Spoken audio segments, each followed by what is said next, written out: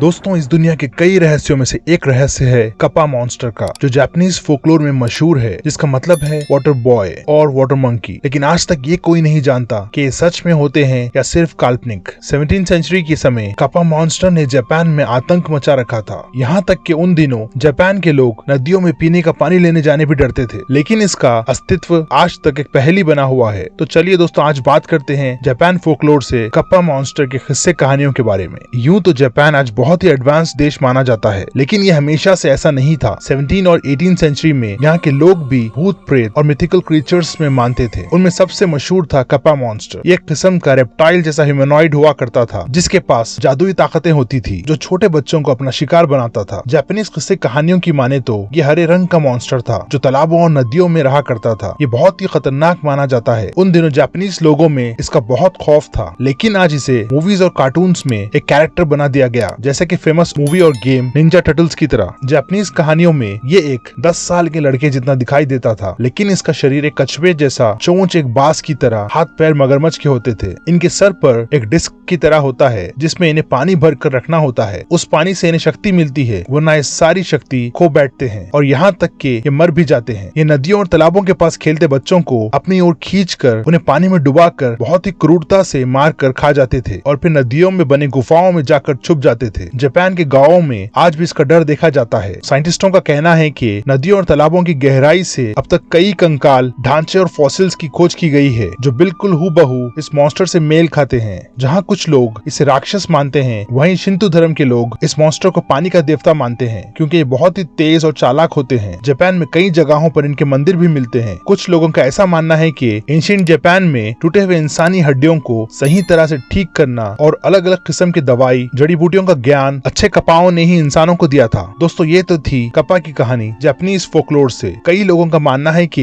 ये सिर्फ मनगढ़ंत कहानी है, जो बच्चों को डराने के लिए बनाई गई थी, ताकि वो अपने पेरेंट्स की मर्जी के खिलाफ नदी या तालाबों के पास ना जाएं। वहीं कुछ लोग ये मानते हैं कि कप्पा जरूर कोई एलियंस थे, जो हमारी दुनिया में आया जाया करते थे। आपको क्या लगता है, क्या सच में ऐसा कोई मॉन्स्टर हो सकता है? कमेंट्स में जरूर बताएं। ऐसे ही मिस्टीरियस वीडियोस आप देख सकते हैं अपने एंड स्क्रीन पर। जाने से पहले इस चैनल को सब्सक्राइब करना मत भूलें। मिलते हैं अगले टॉपिक के साथ। Till then stay safe.